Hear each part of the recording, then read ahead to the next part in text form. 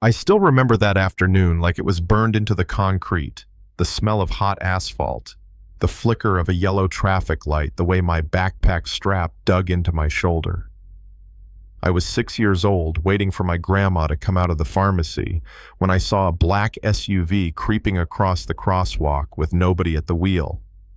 At first, I thought maybe it was one of those self-driving cars, but then I saw him, a man slumped over the steering wheel, his face as pale as paper.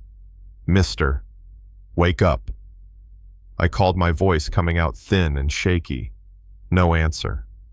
The car rolled another few feet, slow but steady, like a sleepwalker heading for trouble. I looked around for an adult. Nothing but a flickering gas station sign and a couple of cars in the distance. My stomach knotted. Grandma always said mind your business, but she also said never walk past somebody in trouble. That voice was louder in my head. I stepped off the curb, my sneakers scuffing the gravel. "Mister, your head's on the wheel." Still nothing. The car had now rolled halfway into the intersection. One fast car coming around the bend and he'd be gone, maybe me too. I don't know what made me do it. Maybe it was the way his arm hung over the console, limp like a wet rag. Maybe it was that faint sound of breath, so soft but still there. All I know is my fingers found the door handle, and before I could think twice, I yanked it open. Cold air hit me like a fridge door. The inside smelled like leather peppermint, and that sharp hospital smell I only knew from ER visits. "Sir, can you hear me?" I touched his shoulder. His lips twitched, but his eyes stayed shut. My heart was hammering. I looked at the gear shift still in drive and at the pedals far below. My grandma's voice popped into my head again. "Lord have mercy, don't you dare." But another voice came louder. "If you just watch him die, you'll never forgive yourself." So I climbed in. Backpack under me, toes, stretching for the brake, fingers barely reaching the wheel. The SUV lurched as my foot hit the pedal too hard. My forehead bumped the horn. "Honk!" and I shrieked. "Okay, okay, okay," I whispered, trying to steady my breath. Left at the grocery store, straight to the big red H. I'd only been to the hospital once, but I remembered the sign. I wasn't trying to be a hero. I was just trying not to be a bystander. Halfway down the block, a security guard yelled, "Hey, get out of that car." People turned phones out, filming. "He's dying," I screamed back.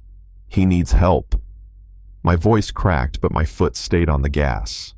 Cars honked behind me. My knuckles went white on the steering wheel. In my head, it wasn't about laws or rules. It was about a man who might die and a little girl who couldn't stand still. Somehow, someway, I got us to the emergency room. The SUV bounced the curb, screeched to a crooked stop. Paramedics poured out like a wave. "Help him, please," I yelled. "I don't know his name, but he's not breathing right." They took him tubes, oxygen mask, stretcher, and then it was quiet. Just me, 6 years old, standing on the pavement with car keys in my hand. The waiting room felt like another planet. Fluorescent lights buzzing, Grandma's voice sharp but trembling as she demanded answers. Cops showed up, one stern, one kind. "Why didn't you call 911? Did anyone tell you to get in the car?" I kept my eyes on the tile floor. "I don't have a phone. There weren't any adults. He was going to die." Grandma's hand squeezed mine. She didn't break laws, she told them. She broke expectations. Hours later, a doctor came out. "He's stable," he said. "Wants to thank the girl who drove." When I walked into his room, he looked different. Not powerful, not rich, just human. "You saved my life," he whispered. His name was Jacob Reeves, but everybody else knew him as some big-shot CEO from uptown. To me, he was just the man from the car.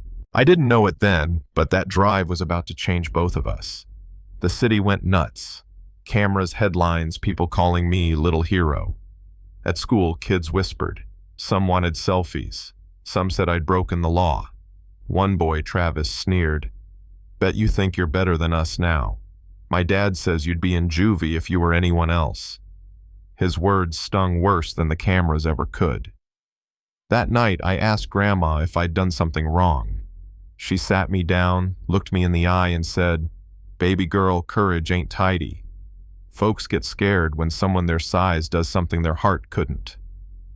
Meanwhile, Jacob, the man from the car, showed me a side of life I'd never seen. He took me to his dad's old barber shop, a dusty place with books stacked to the ceiling. This, he said, will be the first Anna Carter Center. He wanted it to be a place for kids like me tutoring art food, a safe corner in a noisy world. He asked me what I'd add. I said a wall of wins where kids pin their little victories like, "I finished a book," or "I was nice to my brother." He chuckled. "Consider it done." For a while, it felt like a fairy tale. Launch dinner applause, adults in suits calling me inspiring. But behind closed doors, Jacob's board was telling him to shut it down. Too political, too risky, too much tied to a little black girl from the wrong side of town. Then came the knock from Child Protective Services at our apartment. A social worker with a clipboard, polite but wary.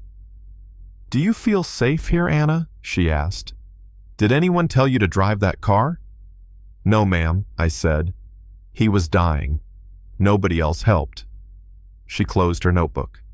That's what I needed to hear. But it didn't stop. Federal agents audited the foundation.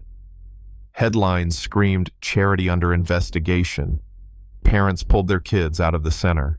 For the first time, I felt like maybe all those whispers were right, that I was just a kid who got in over her head. That night, Jacob knelt in front of me and said, "You're already doing the hard part by showing up. But if you want to do more, write it. Your story. Raw and unedited." So I did.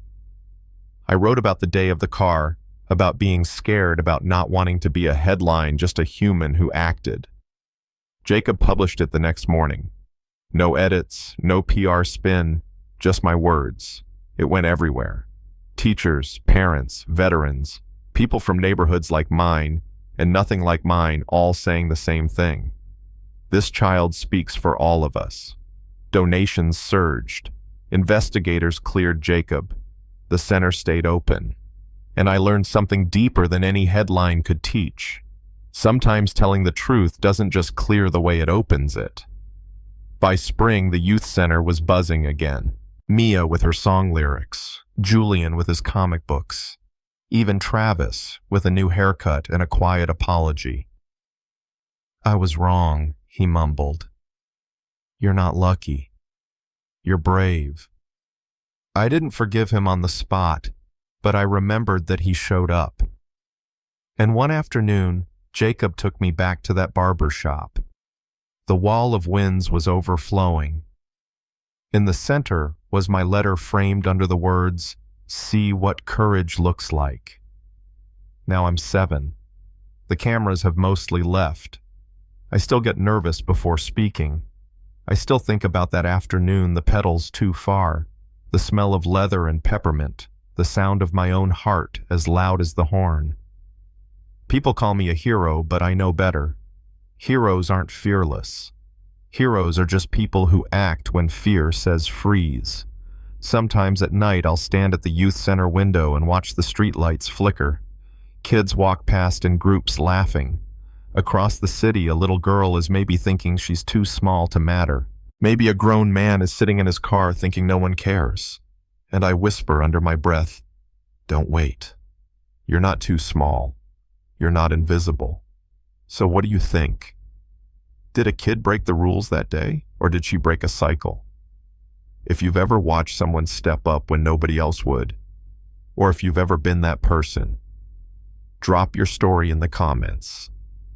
Let's talk about courage, about bias, about the moments when society expects silence, but somebody chooses action. Because the truth is, I wasn't trying to be famous. I was just trying not to walk past another human being. And maybe that's the real question for all of us. Next time you see someone slipping, do you freeze or do you reach for the wheel?